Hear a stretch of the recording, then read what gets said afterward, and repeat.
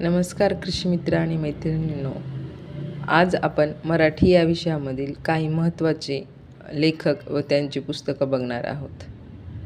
कारण कृषी सहाय्यक या भरतीमध्ये मराठी हा विषय खूप महत्त्वाचा आहे आणि मराठी हा स्कोरिंग विषय पण आहे. त्याच्यामुळं मराठी या विषयाचा खूप चांगल्या प्रकारे आपण अभ्यास करणार आहोत.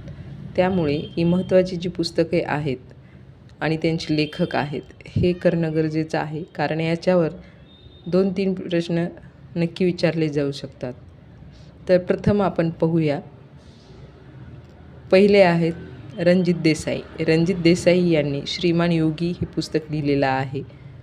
त्याच्यानंतर बंदी जीवन हे पुस्तक संजीव सन्याल या लेखकाने लिहिलेलं आहे. 3 नंबर एका मुंगीचे महाभारत हे गंगाधर गाडगीळ यांनी लिहिलेलं आहे. चौथं मी सावित्री ज्योतिराव हे खूप महत्त्वाचे पुस्तक आहे. कविता मोरुंकर या लेखिकेने लिहिलेलं आहे. 5 नंबर पानिपत. पानिपत हे विश्वास पाटील यांनी लिहिलेलं आहे. 6 नंबर बिराड अशोक पवार. 7 नंबर युगंधर शिवाजी सावंत. पैसे दुर्गा भागवत.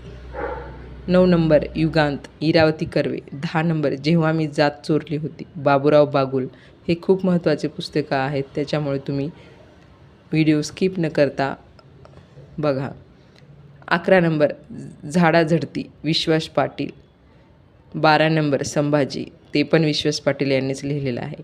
13 नंबर मी वनवासी सिंधुताई सपकाळ. हे खूप महत्त्वाचं पुस्तक आहे. रानवाटा मारुती चित्तमपल्ली. विवेकसिंधू